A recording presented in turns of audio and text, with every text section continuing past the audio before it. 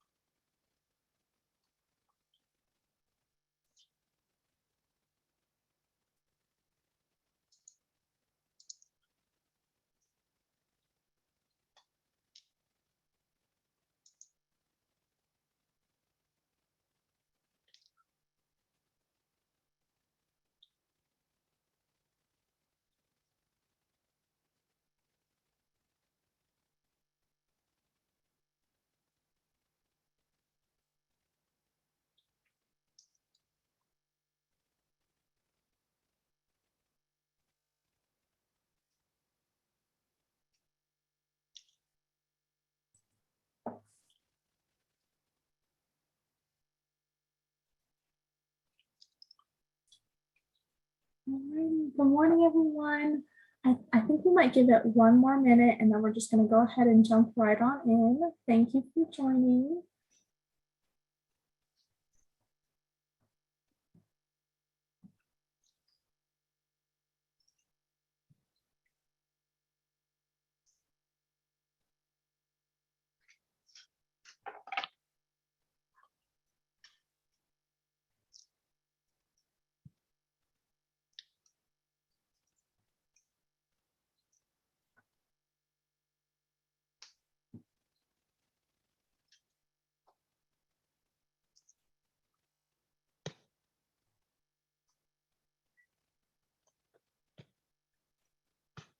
All right, we'll go ahead and get started.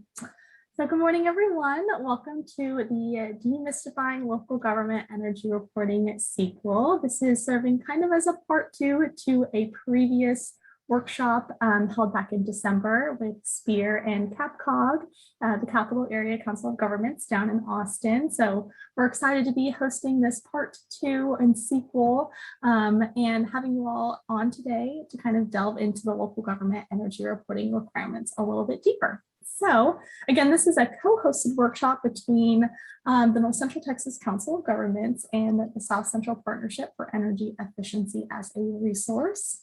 And just a couple of housekeeping items, and FYI, we are recording this workshop / webinar, and it will be available to you all after the workshop today. And the slides will also be available to you all after the workshop today. All right. So a little bit of background on who we are at the North Central Texas Council of Governments and SPEER. So my name is Dorothy Gilliam. I'm an air quality planner here at North Central Texas COG. We serve as the regional planning agency for North Texas local governments, and we provide a bunch of different project areas and topics for the region, and we work on a variety of different items. And so one of those items is our Regional Energy Manager project. This is an ongoing effort that we've had and have been contracted to do with the State Energy Conservation Office. So to really identify energy management needs in our region and increase awareness to the local government energy reporting requirements, which is why we're here today, and also to provide resources and really assist our local governments in different energy efficiency, energy management, and conservation efforts. I'm also just going to go ahead and turn it over to Sean Auckland at SPEER to introduce herself and the work that she's doing down at SPEER in Austin. Thanks, Dorothy. So I'm with the South Central Partnership for Energy Efficiency as a resource, and we're part of a national network for regional energy efficiency organizations called RIOs. And as a RIO, we work through funded partnerships with the U.S. Department of Energy and also collaboration with utilities, third-party program administrators, public officials, advocacy groups, businesses, and foundations across the reach of our regional areas. And these partnerships are key to helping state and local governments scale energy efficiency and achieve cost-effective energy efficiency by 2022. And we also provide additionally technical assistance to states, municipalities supporting energy efficiency policy development and adoption. Specifically, SPEER, we are one of the newest regional energy efficiency organizations aiming to accelerate the adoption of advanced building systems and energy efficient products and services. And we serve Texas and Oklahoma. And these two states, they include nearly 30 million people, as you know, in Texas, 254 counties, and more than half the fastest growing cities in America. SPEER is a member-based organization. We have about more than 40 members, including manufacturers, utilities, energy services, companies, nonprofits, cities, universities, and more. So the kind of services that we provide are, we have a buildings code program where we would work with code officials, builders, and provide training and education. We also have a building operator certificate. It's a training program based in the U.S. Department of Energy's 2011 skill standard. The average savings for a participant is about $10,500 or more annually. And then we also have a policy program. And then finally, local governments. And my work is primarily focused on developing a peer-to-peer network and resources to support public sector energy efficiency projects.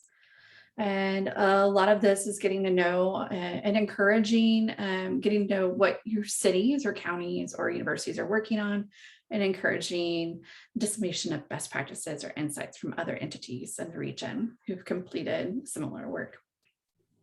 So that encompasses SPEER, and I really appreciate North Central Texas COG and partnership for us to further these resources. And I also want to say thank JT Douglas and Fred Rivera with the State Energy Office. And Fred, I tried. If you can please correct me with the way I said your last name. But we're going to get started, and thanks again for participating and sharing your time.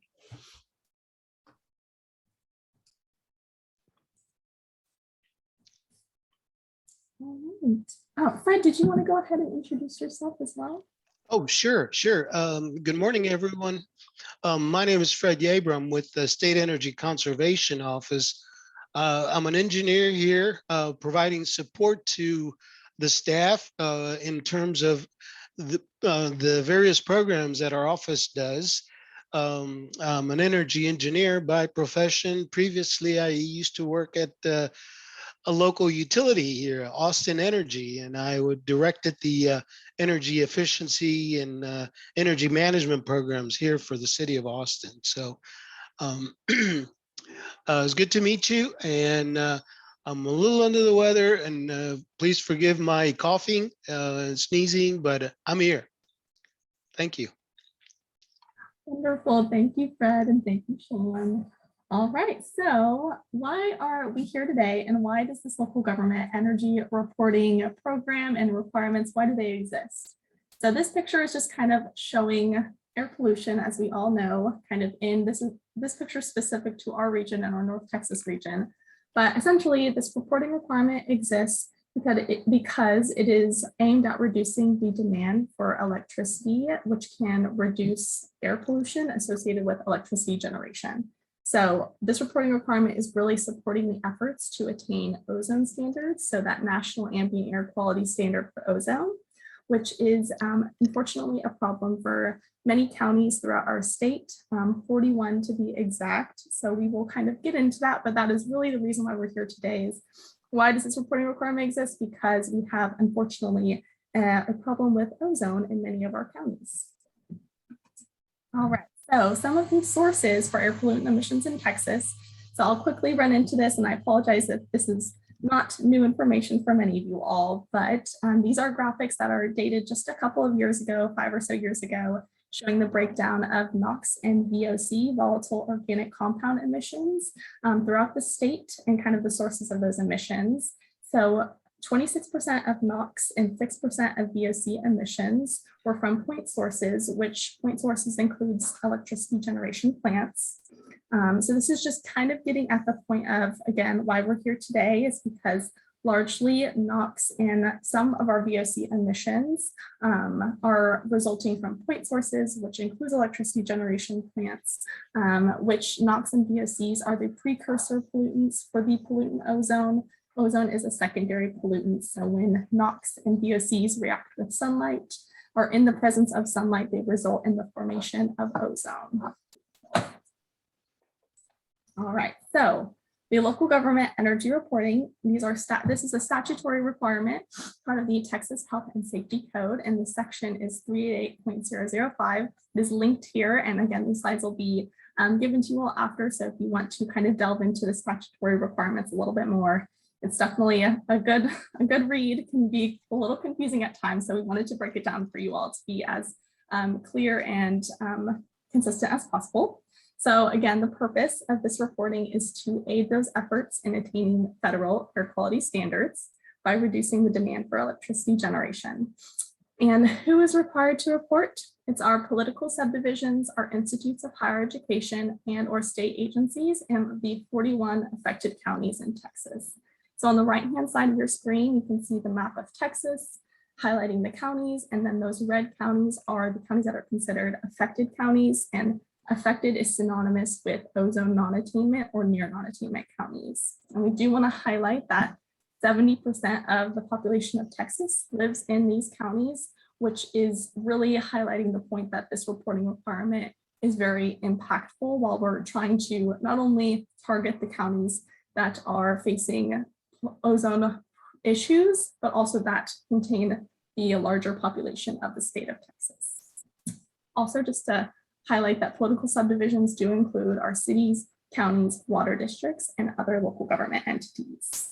And if you are it can be a little bit hard to completely understand the scope of who is required to report from the legislation. So if you are curious if your entity does need to submit a report, definitely feel free to ask us and we're happy to work with you on that. So the actual requirements, the requirements of this reporting is to establish a goal to reduce electric consumption by at least 5% each state fiscal year for 7 years, beginning September 1st of 2019. So that is September 1st of 2019 out to 2026. And entities are also required to submit an annual report to the Texas State Energy Conservation Office on their progress and efforts to meet that reduction goal. All right, so I won't go into too much detail here about the history and background, but we just wanted to highlight that this is actually a requirement that was introduced originally in 2001 and has just been kind of re-upped over the past almost 20, well, a little over 20 years now. So in 2019, Senate Bill 241 was passed in the 86th legislature that set 2019 as the baseline year for establishing a 5% reduction goal and extended the timeline for local governments to establish the goal and submit their annual report to SECO out to 2026. If you are interested in learning a little bit more about the history, there is a full kind of webpage dedicated to this, and is the history of legislation for public sector energy reporting. And that is linked on this slide. And we will definitely have that linked out for you all to visit if you would like. Okay, so what are some of the impacts for state air quality? So what exactly happens to the data that you submit to SECO through the local government energy report? So once you submit your data through the online report through SECO's website, that data is then processed by SECO and kind of formatted in a way that is consistent with what the Texas A&M Energy Systems Laboratory is looking for. And so it is processed and reported to Texas A&M Energy Systems Laboratory, also known as ESL. And ESL then takes that data and estimates the total NOx reductions that results from that data and submits that data to the TCEQ, the Texas Commission on Environmental Quality. From there, TCEQ includes this data and this number of tons per day of NOx reduced in their Texas Emissions Reduction Plan, also known as TERP, their biennial report to the Texas legislature. You all play at the kind of the beginning process of this whole process. So it's very interesting to see how it all plays out. And the data that you submit in your report is very impactful. And it does this, I think this slide really just highlights kind of all of the steps that are involved, kind of once you all submit your data to SECO, kind of where it all plays out in the end. All right, so what are some of the impacts for you all, for local governments? So this report, it can help your entity effectively manage energy consumption by informed data collection. So by submitting this report and going through each of the sections and gathering the necessary data, it allows you to effectively understand where your energy consumption is coming from for your facilities in your entity within your jurisdiction. It also, this reporting allows you to kind of measure performance among other peer entities across the state in other ozone non-attainment or near non-attainment counties. So SECO actually created last year a fabulous dashboard, and it's called the Energy Consumption Reporting Dashboard, that allows you to not only see your submitted data, but it allows you to see other entities, what their submitted data was, and you can kind of compare and contrast your own energy consumption with other entities' energy consumption. Just a good way to kind of do some peer analysis amongst yourself and other entities. So that Energy Consumption Reporting Dashboard, I'm happy to drop the link to that in the chat.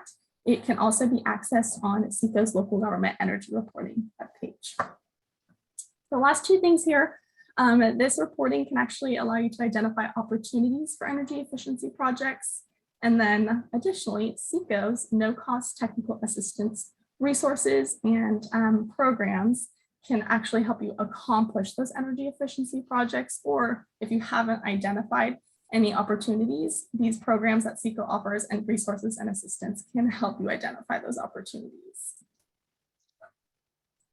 All right, so I'm going to go ahead and hand it over to Sean to kind of speak to some of the reporting statistics and what compliance has looked like across the state to this reporting requirements.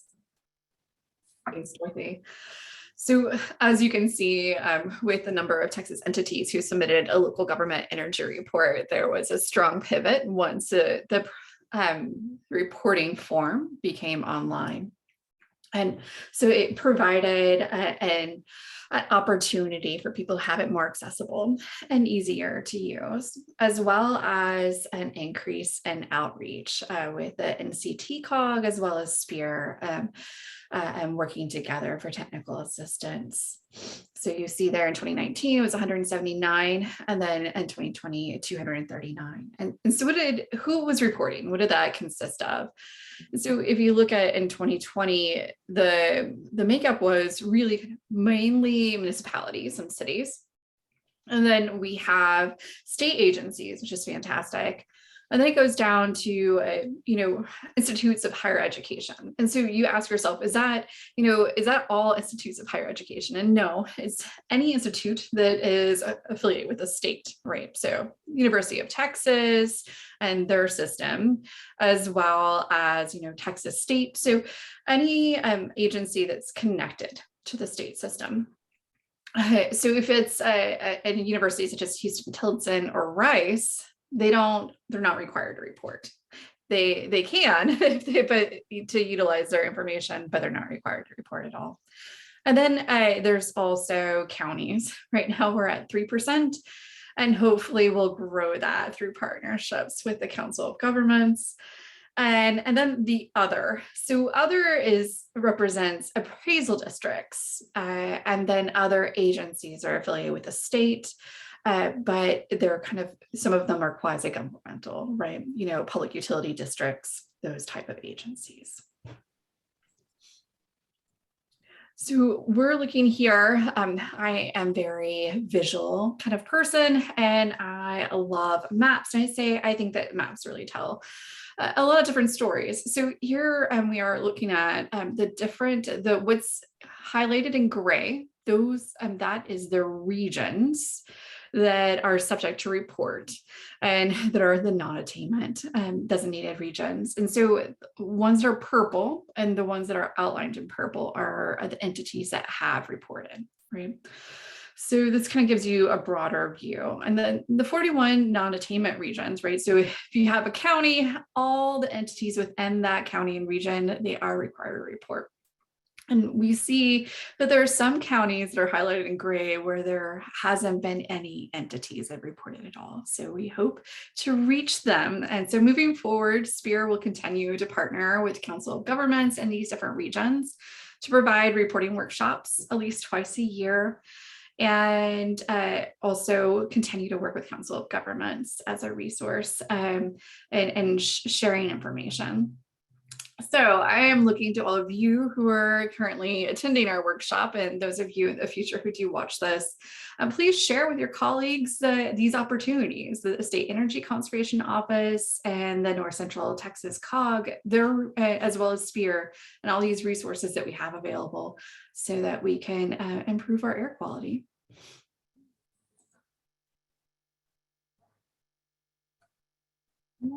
So thank you, Sean. I think we are going to go ahead and let Fred at SECO. This is a slide that the Energy Systems Laboratory sent over to Fred and us to kind of let you all know and some of the kind of key information they're looking for when they're obtaining the data from the local government energy report. So Fred, if you want to go ahead and just kind of, okay. Sure. Again, good morning. I sent an email. We sent an email to the folks at the Energy Systems Lab at Texas A&M University and asked them, what are the real important things that we need to make sure that the reporting form has? And they came up with, these things, although these are just 5 of 2 or 3 pages of energy reporting data. But for them, it's real important that we identify the city, the county, or the state agency, the location, the buildings that the reporting data is being submitted. So the name of the facility, the counties, and the zip code is real important because they have what do you call them, a geo map where they can pinpoint the energy data to a particular location, city, county, region. So it's important to do that. The other one that they really want us to make sure that we complete is the electricity consumption during the reporting period for the facility. The report has optional where you can put water, you could put natural gas, but what really, and the statute calls for is the electricity usage by these buildings in these areas. So electricity consumption is required, and the other information is optional for you to consider entering. A number of cities and counties are including natural gas and water because they want to be able to track their progress. So the square footage is also, you see number 3 of these buildings, the total square footage that you're reporting data on is included in the form. And it talks about conditioned area. Conditioned area may mean, anything that's air conditioned, but what I think what we need is not include parking garages and those kinds of things, building areas that that contribute to heating and cooling in general. We can get into questions of, well, this area is heated but not cooled, and so what do we do? I mean, there's no hard rule. Preference would be to have the area of where you've got a conditioned area that is heated and cooled, or heated, but it's not real critical that the main thing is not include parking lots or parking garages or those areas that don't contribute significantly to the energy consumption. The reporting period is also something that we're trying to make sure we get everybody to report on. A&M is suggesting that we enter the data based on calendar years, and Here's what I found. And we talked about that, and it is a calendar year from January to December of the previous year. Some have called saying, well, our accounting is tracked, via fiscal year, so we'd like to report it on fiscal year. I know state agencies, they have another reporting report that is also required by the end of October, and on that report they submitted based on a fiscal year. So we would like to say report your data on a calendar year, but if it's a lot of hassle or too much trouble to put it on a calendar year, you have the option to put it on a fiscal year as well. And our website says the report is due by February 1st of 2022. A&M will start pooling the data starting in March. In other words, they go into the dashboard that SECO has created and start downloading the data early March. So we want to make sure that we're telling everybody submit it by February, so that we will have it available to when A&M starts downloading the information to their analytics group to quantify the impact of these emissions or the consumption. Next slide. Awesome. Perfect. Thanks, Fred. And I just wanted to quickly, just going off of that note, Fred, of saying that ESL pulls that data around March 31st.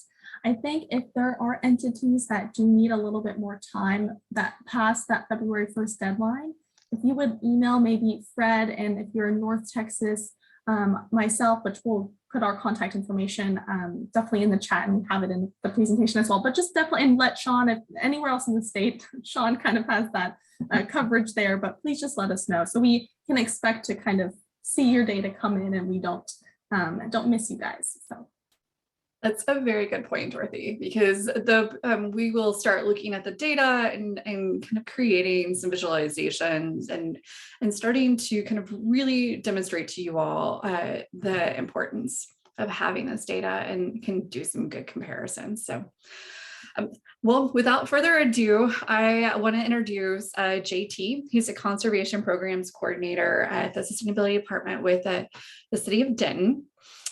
He has worked for the City of Denton for 5 years, first as an industrial pretreatment specialist, and then in his current role as a conservation programs coordinator, where he works primarily on greenhouse gas mitigation, energy conservation, and air quality. JT has a Bachelor's of Science in Environmental Geoscience from Slippery Rock University of Pennsylvania, and a Master's of Science in Resource Management and Environmental Science from Montana State University.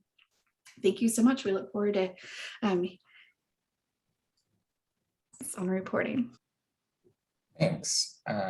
Thanks, Sean. And like Sean said, I've been with the City of Denton for 5 years now. This will be my 4th time reporting through the Local Government Energy Reporting. Denton has completed this reporting since the start of it in 2001.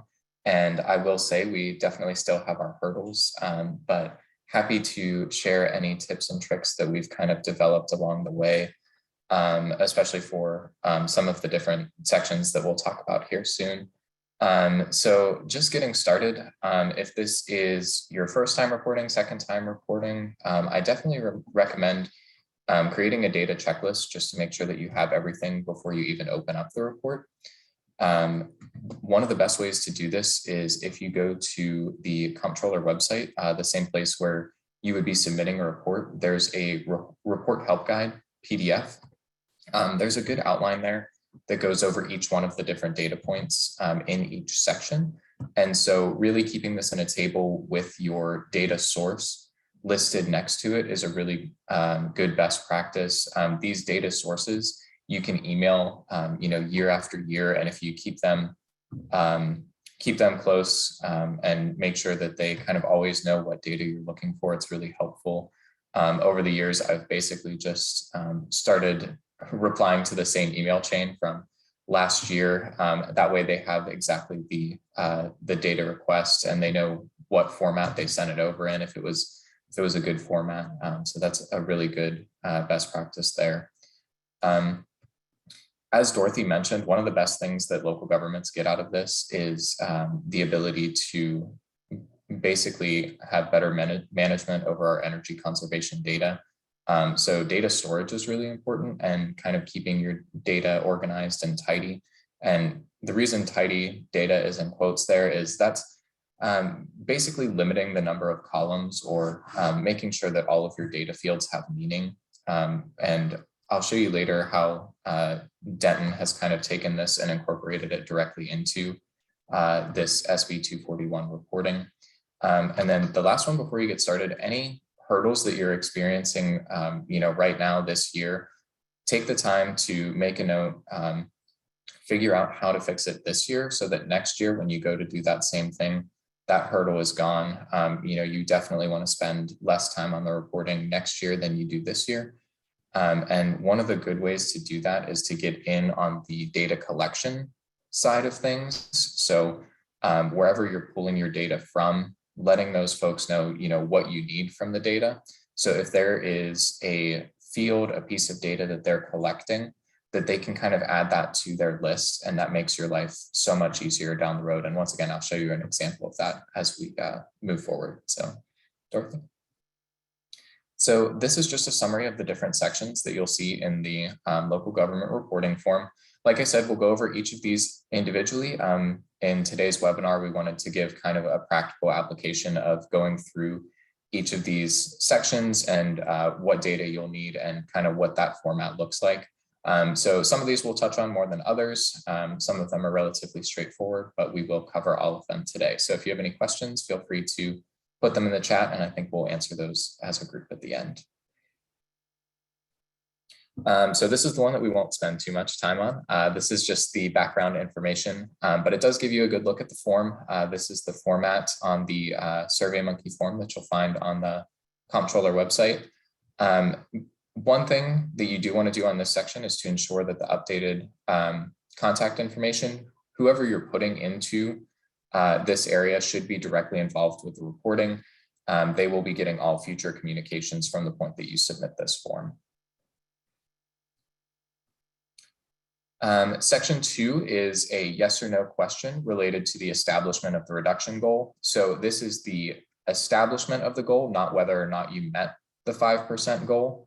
There are a couple ways that you can do this in a couple different forms that the goal takes. Denton historically does this through City Council resolution and then updates that with each new iteration of the Senate bill. And so on the previous slide that Dorothy shared, you saw each of those 3 iterations there. Each one of those resolutions does reference the Texas Health and Safety Code, but what gets updated is the length of time that the Senate bill stipulates and also the start date. So that September 1, 2019 baseline is updated in our most recent iteration of our council resolution. Like I said, that's one format that the goal can take, and there are others. As Fred stated, the reporting period, if you're a local government, is going to be January 1 through December 31 of 2021. The section 3, even in the outline there, it says, you know, some of your data is going to overlap. It's not going to fit cleanly within those dates. Sort of the best practice here is you do want 12 complete bills, or, you know, 12 meter reads, you know, that are going to be in there for each one of your electric meters or each one of your natural gas meters or water meters. Our current practice is to split it on the 15th. So whichever month has sort of more days encompassed in the bill is the one that we apply to that month. And so, like I said, just making sure that you have 12 in there for each one of those and fit it as cleanly as you can for best practice. I will say it is a little bit confusing if you go based on the bill date versus the read date. So you do want to be taking a look at, you know, what is the bill representing? What time period is that bill encompassing? And usually the read date is a pretty good one to go based off of for that. So this is the bulk of it here with the consumption data, the important part. So in this section, you will get the question related to the number of buildings and the square footage, as well as the electricity consumption. And then you'll also get a lot of that optional data for things like street lights, traffic lights, water and wastewater. This is where that checklist comes in really handy so that you can have sort of all of your data in one place. So when you open up the form, all you're doing is plugging in those numbers and you're good to go there. So this is really where organization and trying to get in on the data collection side of things is really important. One way that the city of Denton has done this is with one of our electricity providers. We were able to get in on the front end of things and create a separate data field specifically for Senate Bill 241. And what this data field does is it explains exactly what that electric meter is and what category it falls in. So there you'll see some of our abbreviations for a building or facility, a street light, a traffic signal, water or wastewater. So when this data set comes in, it's really easy just to create a pivot table and, you know, this section is done. So really getting in on that front end of data collection is really important. You can kind of see there along the bottom of the slide. This is a sample of some of our data fields. Location and address, of course, are really important, especially if you're trying to relate your data. So if you're trying to relate electricity to water to natural gas and keep all of those in one place, those are good ones to have. But you can see on the right-hand side there, we have that in as our GHG code because we also use this for our greenhouse gas inventory. But one big reason why this is important, you can see a lot of our electricity data comes from our billing department. So the bill code may be slightly different than what the function of that meter actually is. So for example, if you have a building that houses your water department offices, that may be billed to the water department, but that is a building. And so there's going to be a little bit of weird overlap there. So this separate field for Senate Bill 241 really helps us out.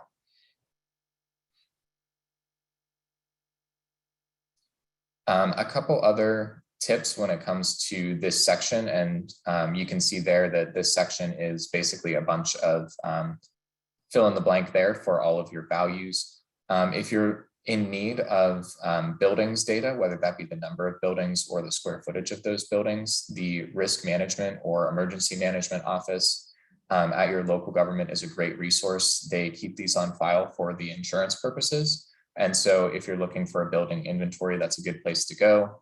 Like I said, you want to keep those billing codes in mind. Billing is going to have more of a what department is this mindset, not what is the function of this. And so there might be a little bit of a disconnect there. If you venture into the optional territory of the lighting and the water and wastewater, Just be cognizant of metered versus unmetered lighting. You may have an estimate just based on the wattage of some of the lighting, so it might look a little bit different than your standard bills. If it's an unowned streetlight or traffic signal, you don't have to worry about that in terms of your reporting. Water and wastewater, not all of you are going to have municipally owned water and wastewater treatment facilities, but very likely you will have either water pumps or lift stations on the water and wastewater side respectively. So those you will want to keep an eye out for and include as a part of your report. Some more optional sections here. We have the natural gas data. So this is more than likely largely going to be in the buildings side of things for heating. Like I said, in terms of data storage, not as important for the report itself, but if you're trying to create a comprehensive picture of your city's energy usage, making sure that you're storing the data with at least one linking data field, whether that be the address of that meter, or if you have a building specific field that lists what that building is, something that relates natural gas to electricity will help you build that comprehensive energy picture for your city. Same thing with the water usage. So this is going to be different, of course, from the electricity for things like water pumps and lift stations.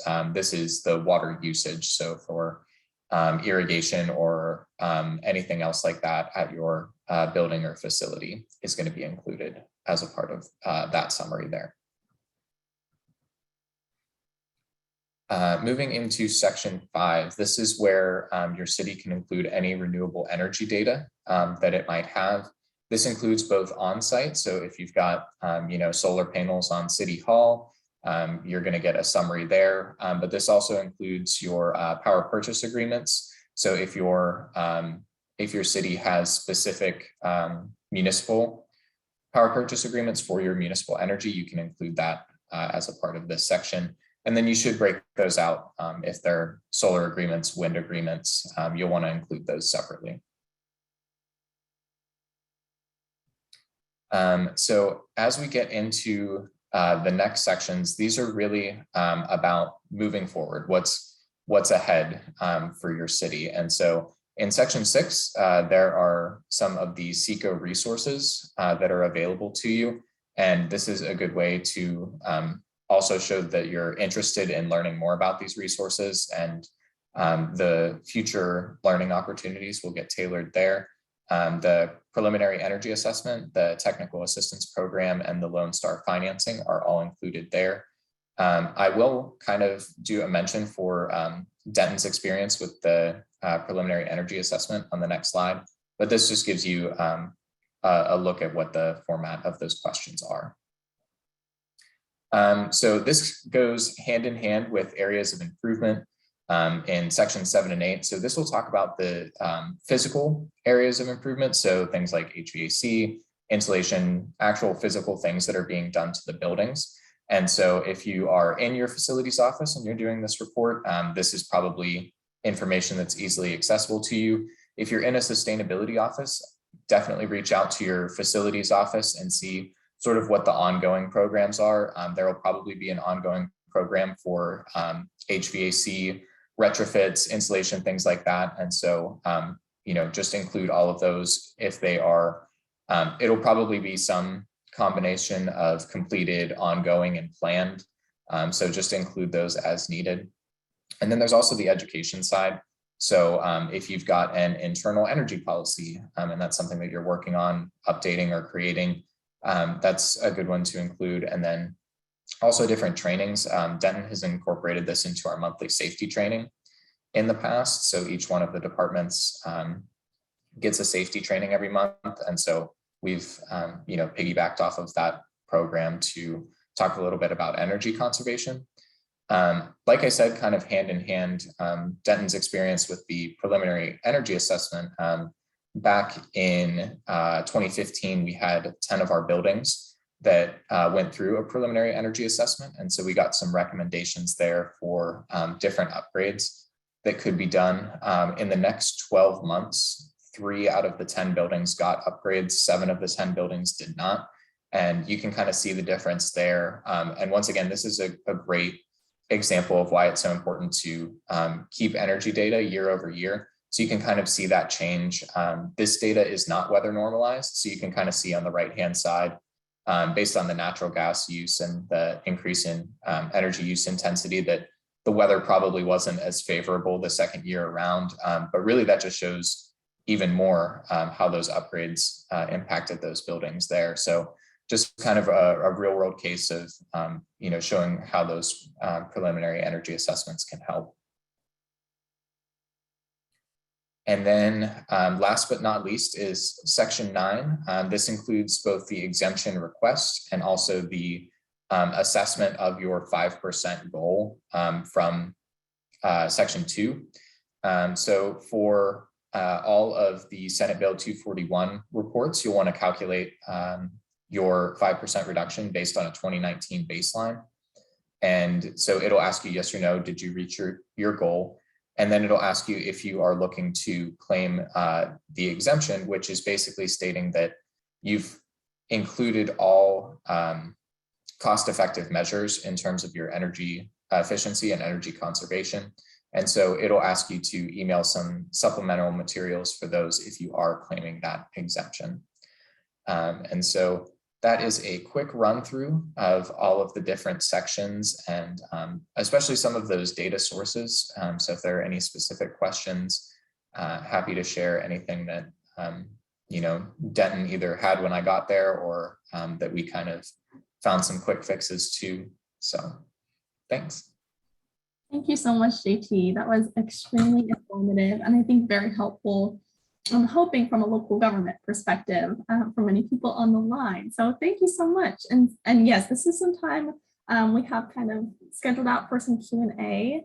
Any questions you have, I think this is just, if any questions you have, put them in the chat. I don't think we unmute or if our attendees have an opportunity to unmute themselves, which is no problem, but Sean, yes, I'm sorry. I wasn't sure if they could. You know what, if you guys have some questions, give me a moment and I'll give you the opportunity to unmute yourselves. No problem, either way. And I know I have a couple of questions and I know it's really great Fred is on the line because Fred has definitely that really good background on this reporting requirement. And I know a couple of entities in our region have reached out to me on whether or not our state agencies and institutes of higher education. So I'll preface this, it can be a little confusing sometimes with the entities who are required to report and understanding if your entity is required to report. So there are different reporting requirements. This reporting requirement is just for our political subdivisions, institutes of higher education, and state agencies within our affected counties or ozone non-attainment areas.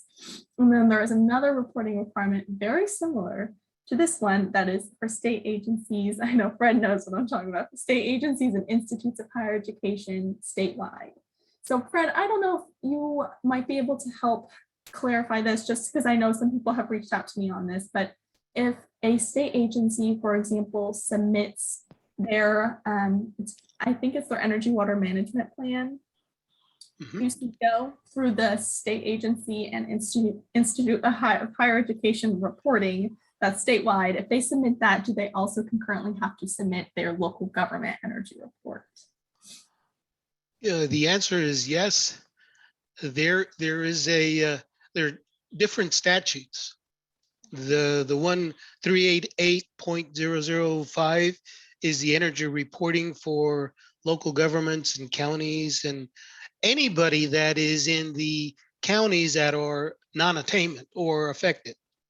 So and then there's this local government code that it's 447 or something like that, that it says local government, state agencies, they're required to report a specific format of report. And so, yes, it is required. And I know some state agencies complain about it, says, well, why do we have to report if we've already reported over here? So, I mean, the simple answer that we give is it's in the statute, and So does that Awesome. answer the question? Oh, absolutely, Fred. No, Okay. thank you. That's extremely helpful. And exactly, I think bringing it back to the point that they're two different statutory requirements. They're accomplishing two separate things. And if there are entities out there that are a little bit confused about that or need any assistance related to completing the local government energy report separate from that state agency and Institute of Higher Education report, definitely let us know. I know Sean and I both would be happy to help in any way that we can accomplish the local government energy report. So, okay. And I know, yes, I see Sean had said that if anyone does have any questions and would rather just speak them and kind of verbally discuss them, definitely just raise your hand and we can unmute you. And if not, that's okay. I actually had a few questions for you, JT, until someone raises their hand. I know some of these attendees, they're not normally quiet, so I can understand that though. My question is going through the process of gathering the data, and it seems as though you were participating when you approached on getting the data from billing and organizing things. Did you have to kind of manipulate your reporting spreadsheet a couple of times, and how did you go about finding out your column identifiers, right? Because that's where it really comes down to. Yeah, definitely. So definitely always a work in progress. And, from where we started, where we actually ended up with a spreadsheet that kind of had each year they would do January in a column and February in a column and March in a column. And so converting that into, okay, we're going to have month in a column, and then we're going to have all of the data. And sort of having it being in that format makes it a little bit cleaner to sort your data. So if you want fiscal year, you can do that. If you want calendar year, you can do that. And there is a little bit of work because you're going to have multiple data sources. So you're going to have a data source for your natural gas, probably for your water. You may have one or more sources for your electricity data. We have, 3 different sources for that. And so, consistency is key. And if anybody's going through the greenhouse gas inventory process right now, same kind of thing. When you're asking for that data, as specific as you can be on the fields that you need, whether it be an ask from billing, if you're going, to a water utility to ask for that data, the more specific you can be in terms of the data fields that you need, the better. And then when you get a really good one, make sure you save that contact, save that data format, so that you can send it back to them the next year. More than likely, they are going to be able to recognize their data format better than you could describe it. And so sending them the report that they sent you last year and saying, hey, that time of year again, this was great. Could you just send me some updated values? And, they know exactly what report that is. So you'll get a quick turnaround on that. It's great, JT. And did you find that sometimes it was helpful just to provide the person you're requesting data from the data format and field names already in a spreadsheet for them? Yeah, for sure. We have a couple of entities where it's just a handful of facilities, that they oversee that we're requesting data from. And so, sometimes it's better to say, hey, I need, data from these accounts or from, this list, and, they're able to work with that. So it's really kind of a case-by-case basis. And if it's, a large data ask versus a small data ask. So for sure. Thanks. And Fred, do you have anything you wanted to add? Yes, I do. There was one interesting question that I think it would be good for us to kind of go over, and it was regarding, there was a question that someone asked saying, okay, so we reported energy consumption data for million square feet last year. Well, we've added 4 or 5 buildings, and our city's grown, And so now we're reporting for another million or 500,000. And so our consumption is going to be up. How do you suggest that we move forward with reporting this data in this way? Or do we report all of it and not meet our goal? Or do we report, you know, and it can be kind of tricky. Many times it's difficult to do, but you know, what I mentioned was what I did when I was reporting the data back when I was at the city of Austin, and it was you establish a benchmark and establish the set of buildings that you are creating that base year information. So in this case, I believe our base year is 2019, right? So, you know, what was the square footage, the number of buildings you had in 2019, and report the data that way. In 2020, you may have added, you know, more square footage, and you want to report the data for the 2020, but you also want to somehow be able to let, you know, ESL know that some of the data is because you've increased your your buildings footage, square footage. So submit a set for the benchmark year and the follow-up data, and then, you know, submit the additional square footage and consumption for this other. And there's got to be a way you could put it in the reporting form as that information, but that's a way you can explain that you are on track, and that, but you are accounting for some additional growth in your building square footage. That's a great clarification, Fred. And I think I've received a couple of questions on that. So Yeah. thank you. That's a really good point to bring up. And I think additionally, going off of many people thinking 2020. So I know 2020 was a very tough year for a lot of local governments, a lot of people just in general, and especially how that impacted electricity consumption for your facilities.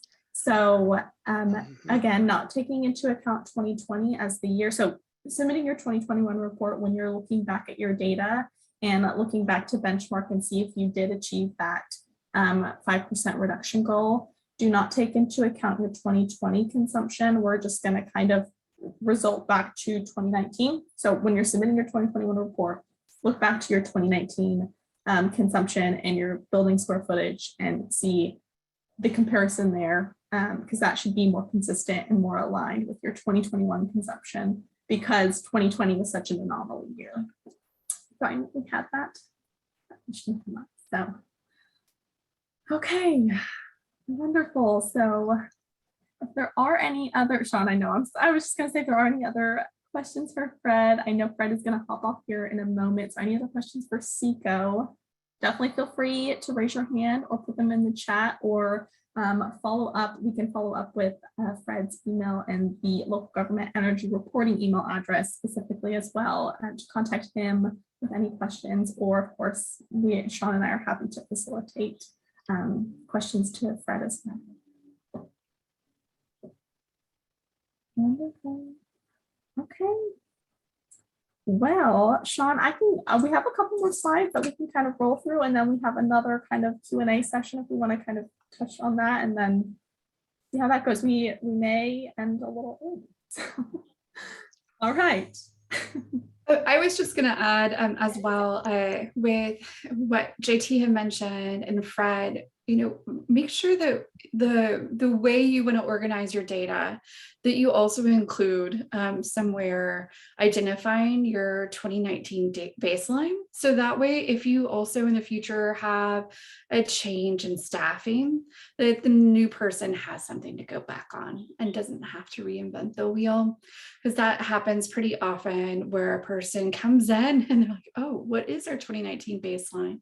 So you don't want them to have to go through and really work to find that. And it's also a great just reference point, right, on moving forward.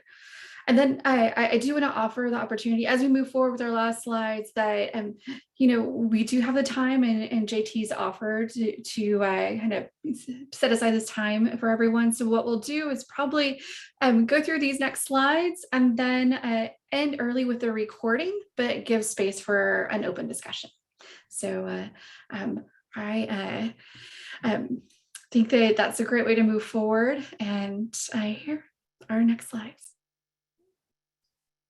So Sean, definitely she can speak to this, but this was an amazing resource that SPEER came up with and developed last year, all related to the Local Government Energy Report and frequently asked questions that SPEER and previously in Sean's role, Cassie Ellis kind of compiled over many interviews with reporting entities over actually the past couple of years. She developed, and I included a couple of questions that we up here at NCTCOG had gotten over the years related to reporting. It is all compiled in this truly wonderful FAQ guide, and it goes through section by section and provides a lot of thorough guidance on the sections and questions that you all may have. So I know it says download here. Again, we'll have these slides to you all hopefully here today or by tomorrow, but definitely feel free to access it through the slides, but it is also available on the link Sean put into the chat earlier, the SECO Local Government Energy Reporting webpage. It can also be accessed there as well. Oh, wonderful.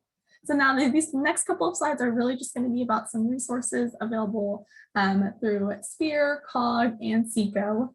And this slide is just showing a couple of resources related to reporting, but also energy management that we have developed here at COG through our energy manager work with SECO, through our work contracted through SECO.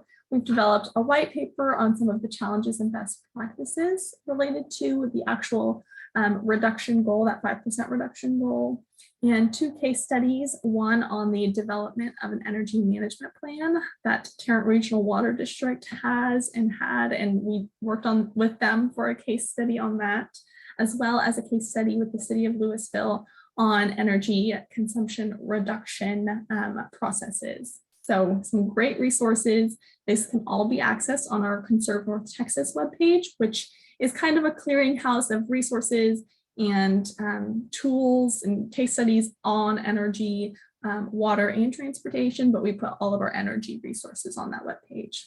And lastly, we have a little toolkit actually of all things local government energy reporting related, resources we've created over the years, and then workshops, links to workshop recordings and presentation slides that we've also held over the years related to reporting and also just energy in general. So. Awesome. Okay, these last couple of resources are through SECO. And as JT mentioned, the preliminary energy assessments or assessment that the city of Denton did, these assessments are available to public agencies. I want to say school districts are eligible, local governments, state agencies, institutes of higher education.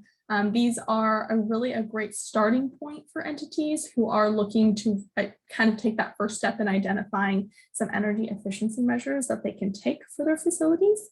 So again, these are no cost, and they offer cost-effective resource efficiency measures that your entity can take to decrease energy consumption. Again, no cost. I believe this program is one that SECO works with a contractor to work with you to move forward with the assessment.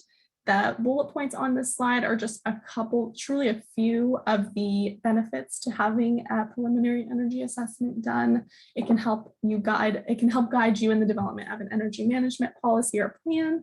If you are looking to use Energy Star Portfolio Manager with your data and to benchmark your facilities, this is also a great way to do that.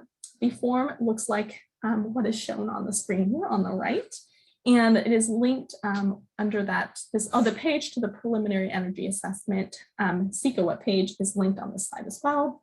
And we can also send out that link to you all after the workshop as well. Additionally, SECO offers no-cost technical assistance through their technical assistance program, which is different slightly from the preliminary energy assessments.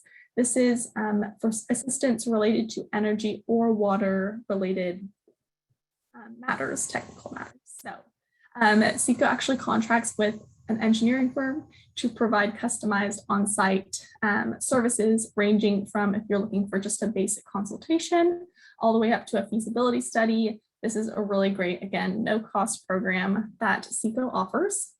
And for more information, can be found on their webpage. The request form, it does look just like the one on the right-hand side of the slide. All right, and lastly, SECO also has the Texas Lone Star Revolving Loan. This loan finances projects to reduce energy, water, and utility costs. And it is, the open enrollment period is now through August 31st of 2022. For more information, you can visit the Notice of Loan Fund Availability. It gives you a little bit more information on the loan itself.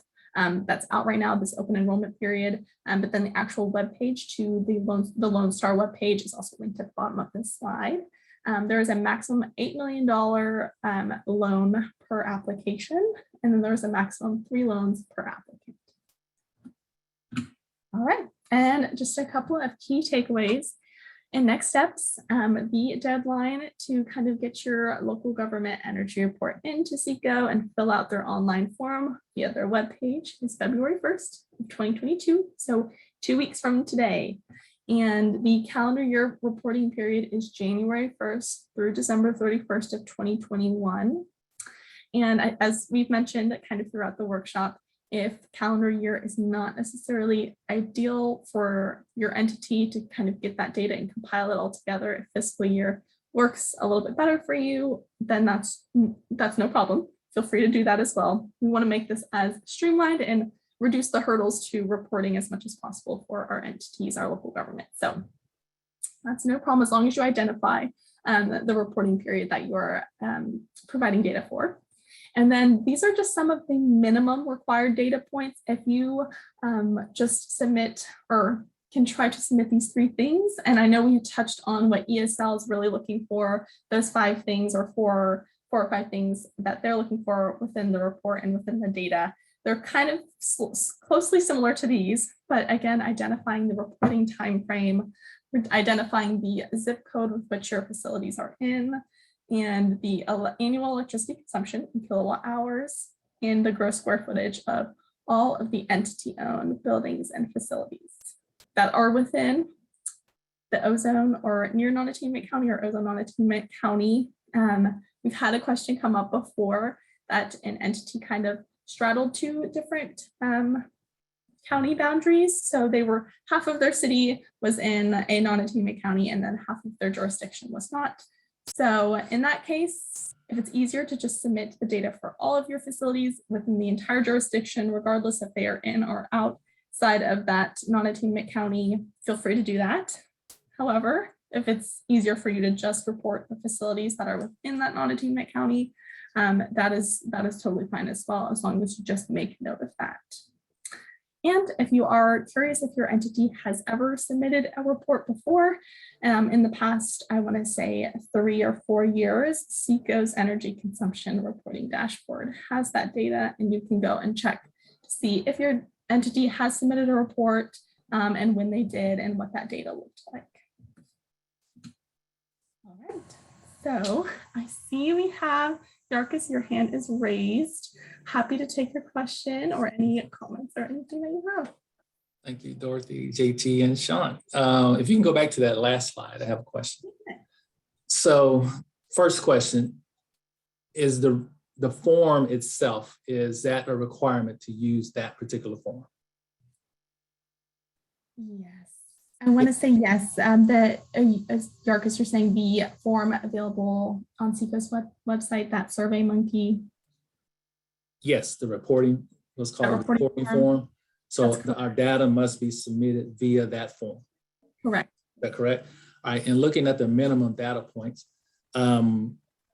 if that's the minimum, could we meet the requirements by simply saying our year-over-year consumption was X and our gross square footage of related buildings is Y, for example, and we're done? Correct. Okay. And Sean, you may have thoughts on that as well. We said these are points that we took from last year and kind of when we updated that reporting form in 2020. It's the same reporting form this year, but we wanted to show that this report, it is not a huge burden for entities. And so we wanted to just really tell them, these are really the three main things that you need to include for you to submit the report and for the data to be impactful for ESL. I think for your own entity, if you're using this report to truly benchmark and kind of assess your data year after year, it might not be beneficial to just focus on these three data points that are minimum required. But if you benchmark your data in a separate way, and this is just kind of like you're just checking the box here by submitting this report and including these data points just does that and you're good to go. And you don't necessarily need to include all of the other data in that report. That's totally. Okay, thank you. Sean, and you might have thoughts too. Well, also, the bill, it does state to have an energy goal as an agency. So if you have more information, it helps you be able to go back to your city council or county commissioners and say, hey, these are the items I think find optional on reporting, but this is helpful for us to create an energy goal and move energy efficiency forward and cost savings. So, it'd be great to check that box, but then you also have that one kind of bigger box overall, and that is making sure as an agency you have an energy goal. How about we go ahead and go to the next slide and we can do some questions, but I'm going to, for more information for everyone, this is how you can get a hold of us. And of course, North Central Texas, a wealth of information and resources, as well as SPEER for statewide. And then there's Fred's contact information and JT. And I greatly appreciate JT. You gave some great insight. And I have further questions, but I also want to give us an opportunity to have these questions in an environment that's not necessarily recorded. So what do you all think? I'm going to go ahead and stop our recording, and then we can have it an open discussion. So I'll go through and unmute all of you. Does that sound good? All right, great.